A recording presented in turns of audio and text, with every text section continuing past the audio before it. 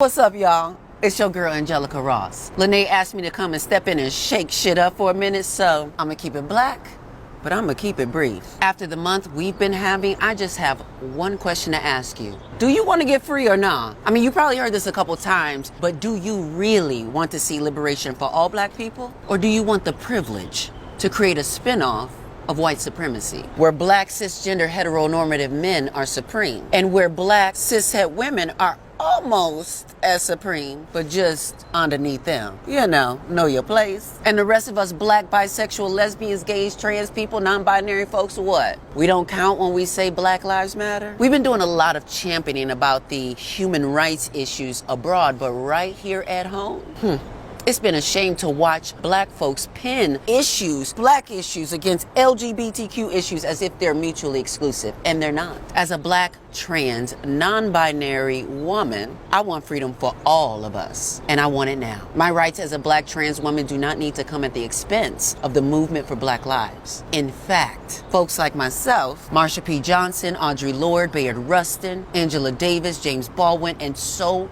many more have proven to be invaluable to our collective liberation. Y'all, we have shared enemies: white supremacy, systemic racism, and violence. Injustice anywhere is a threat to justice everywhere. Look, I totally get it. When I came out to my family, they were terrified for me. Now, the only thing that they're afraid of is that someone out there might cause harm to me. My parents were afraid that the world would not love me, that they would mistreat their child. Many times as black LGBTQ plus folks, our first bully is blood related. They either try to beat it out of us or tell us, just don't talk about it. Then we all sitting at the dinner table not talking about the things we should be talking about. So many of my black brothers and sisters are forced to muffle our cries and not talk about what or who is hurting us. As someone who might have an LGBTQ relative, you have the opportunity to be our first point of love, support, and affirmation, or our first dose of fear and violence. My dad gave me the speech that being black, I had to work 3 times as hard. So why would I want to choose to have another strike against me? But some of you still don't understand that the only choice is choosing yourself. Sounds so simple, yet so hard for those of you who sacrificed